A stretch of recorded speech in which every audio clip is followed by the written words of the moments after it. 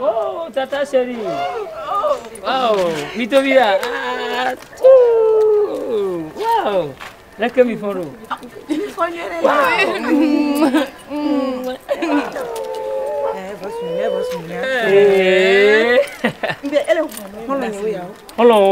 Oh, c'est bon, on y a connu. Il y a fika milei. Ah, milei ko bera. Il est américain. OK. Il y a comme bois maman la femme. Donc à mi avalo. Ah, OK, comme il y a. Mano te quoi monsieur. Il y a cavallo. Yo là. Il y a pas Jo. Mon vie pas. Tu vas y.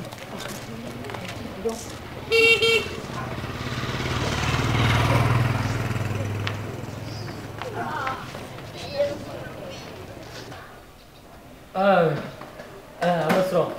Yes. Nyawe solo. Yola. Ojo jinan to bana mi ba kore jinya. Utroya.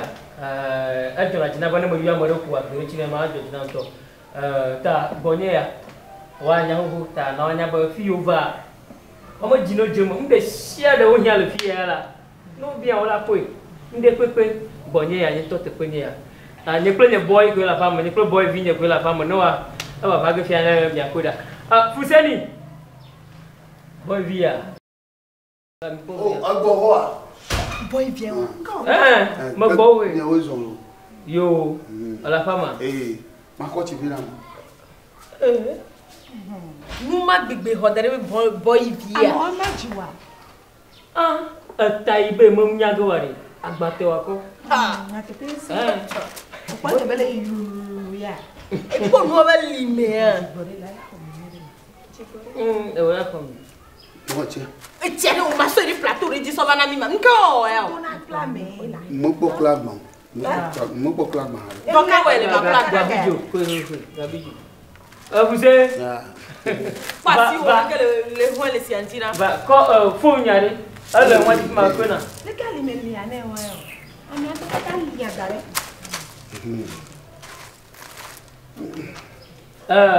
Chéri Kokonyo, mi Gabijo, mi ami nuchia. Emi nuchia va on de share de kemi quoi.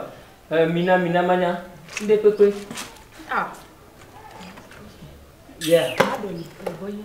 Madolia. O imu jo na mlaina. Le ikola. Imu. Attends, agble chichi a dia. Aha. Ndale. Boy, boy. Afokpa ene do problème là. O ma yo shume. Le ko le zo pla c'est fini Faut pas. Lako.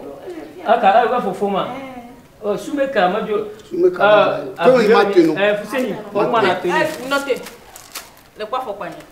E ko di baba orienti na dinde na ba chuchu na. E me quoi? Yo merci. Afoni la ya me de blana ina bala. Mi Gabijo to. Nawa. Ndandekbe. Oh, amema da me nya na mi ato mi alo be adu mo ngota. Ba jibo ne mi o bua, mi adu ne restaurant na mi be. Fuseni. Oh, d'afo mo ko. Fia. Bebe aso afokpa na me di ma. Butia no. Aba vinai. Vous demandez tu y aller nous. Hey! Dès que nous tu as fait qu'on a mis ha. Otelo. Egbe ti ke mo pe do ma. So na nya ko no. Lele nyire a. No to joko mo si biro ma ta kokoro ma photograph ma bele nya mo. Asi o gbalo le hun e ke la ba ni nu o me ya o. Pe ye pele yo lula. Ko ko to. Bi alomelo. Mi Gabijo. Bi alome. Mo do ku Mi Gabijo. Ka wa yo. Chéri Koko. Mi Gabijo la. Bon, nyanu wa to la fe me ke mo ba sagbe do na kulo. Ne ma gba lo. Amo ala di. Mo to be ya. E la wo e to la wa fe gan ya so wo e to. Ni ho so pele ma. E wa na. Si a cha le fun. Ka wa yo. Oh, Mi Gabijo. Mate uma fa pe onya, mate umu ta Mi Gabijo. Nya ke jwa. Mi nu cha pare. Bi e be di dan nya. Mi a restaurant bon la. Pia ko na era cuisine na dan na. Na dan mi adua. Bo de nya. Bajo. Bajo. Bajo. Fuseni. Tika pong yo le ploba po. E ko mere me ka ni nu ya na o. E ko mere. Bede. Jine falo. Tika ne pong yo le ploba po me. Me ko le ya be nu ya ma. Oh, Bodidi, Fuseni Gabijo. Mana nya nya bere. Ape ya nyen toto nya. Alapa e. Baju a de me khoy. Baju, nanya ba dog glono so ba. Après ma ga no go. Officier ni manya mo. Mana nanya. Manya mo officier ni manya mo. Anya ni gluwa. Me mo. Officier ni. Anya ni gluwa me mo. Bada ni ba yo no fe ma. Bada ni ba yo no fe. Biga tiju. Na ma ko ngo na ni ma. O ga ho le fa ma biga tiju la. Officier Agola. Officier ni Agola.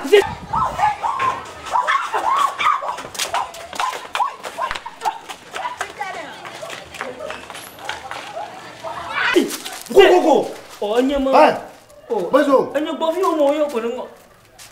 Anya mi glo ye ma. Anya bofi o mo yo ko. Amanya ku no don no bia. Po mo ba nya junura. Manya mi gada simuchi. O to si nyon mo nya. Dog blono. Na ba fo wo ho ma. Na to gwa pa ma. Ah, foto ma defuku. Oh, ma ba. Foto ma defuku no e. Ada ma le phone wa si abagba. Le phone era si. Phone wa ri si abagba. Foto ma defuku no la si ati. Oh, mo defuku. Hotan.